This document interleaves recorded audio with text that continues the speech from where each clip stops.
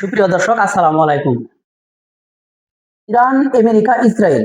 আপনারা জানেন, ইসরায়েল এবং আমেরিকা এই দুই দেশ যখন ইরানের উপর একযোগে হামলা চালায়, ইরানের ব্যাপক ক্ষয়ক্ষতি হয় এবং আমেরিকার প্রেসিডেন্ট ডোনাল্ড ট্রাম্প তিনি যে বক্তব্যটি দেন যে আমরা ইরানের সামরিক এবং তাদের যেই মিসাইল ঘাঁটিগুলা ছিল সম্পূর্ণ আমরা ধ্বংস করে দিয়েছি এবং তাদের যেই পরমাণু কর্মসূচির যেই পরমাণু ঘাঁটি ছিল বা পরমাণু কার্যক্রমের যে ব্যবস্থাগুলো ছিল আমরা সম্পূর্ণ ধ্বংস করে দিয়েছি, এমনটাই কিন্তু বক্তব্য দিয়ে আসছেন পূর্বে ডোনাল্ড ট্রাম্প। কিন্তু এখন আমরা যেটি দেখতে পেলাম, ইরানের 70% বিভিন্ন নিউজে আমরা পেয়েছি, ইরানের 70% মিসাইল ঘাঁটি, ড্রোন এবং তাদের যেই বিভিন্ন সুড়ঙ্গগুলো রয়েছে। আপনারা জানেন ইরান কিন্তু পাহাড়ি এলাকায় এবং তারা পাহাড়ের নিচে কিন্তু সুড়ঙ্গ বানিয়েছে এবং তার ভিতরেই কিন্তু এই সুড়ঙ্গতে তারা কিন্তু তাদের মিসাইল রয়েছে, তাদের মিসাইল কিন্তু সেখানে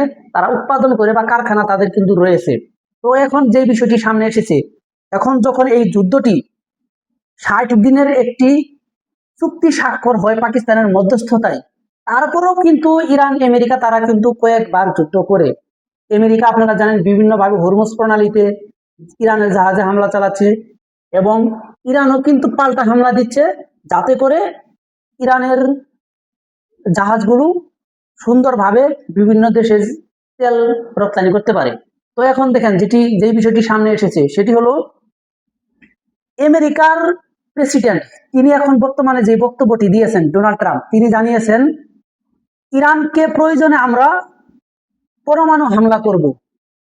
দেখেন আজকে যখন ইরানের পার্লামেন্ট স্পিকার বাগের গালিবাফ তিনি যেই বক্তব্যটি দিয়েছেন, তিনি জানিয়েছেন যদি ইরানের উপর কোনো পরমাণু হামলা হয় সমান তালে জবাব দিবে ইরান।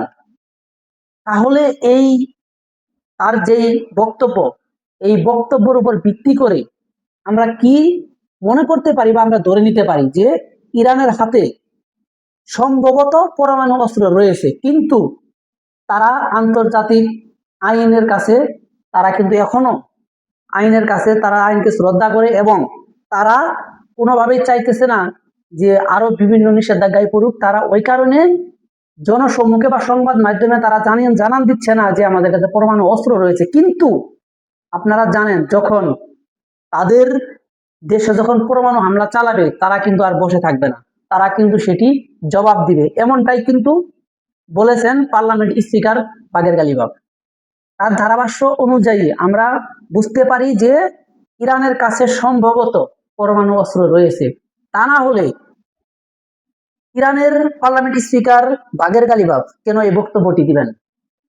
তিনি যেটি জানিয়েছেন যে ইরান কখনোই অন্য দেশের উপর হামলা চালায়নি আগে। ইরান তাদের আত্মরক্ষার্থে, তাদের জনগণের আত্মরক্ষার্থে, দেশের স্বার্থে তারা কিন্তু হামলা করে এবং করে যাবে।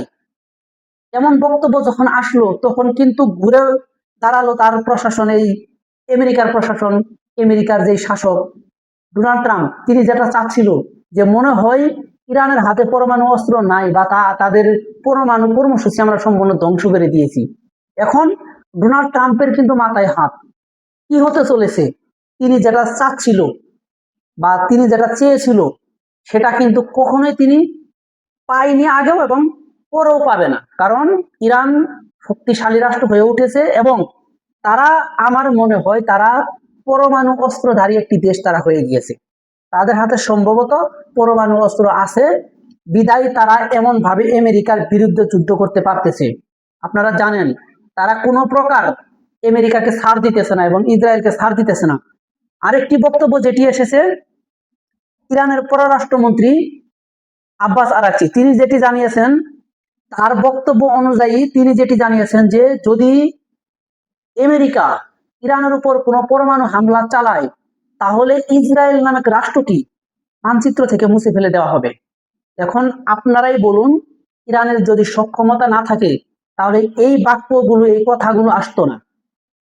তো আজকে এ পর্যন্তই, সবাই সুস্থ থাকবেন, ভালো থাকবেন, আল্লাহ হাফেজ।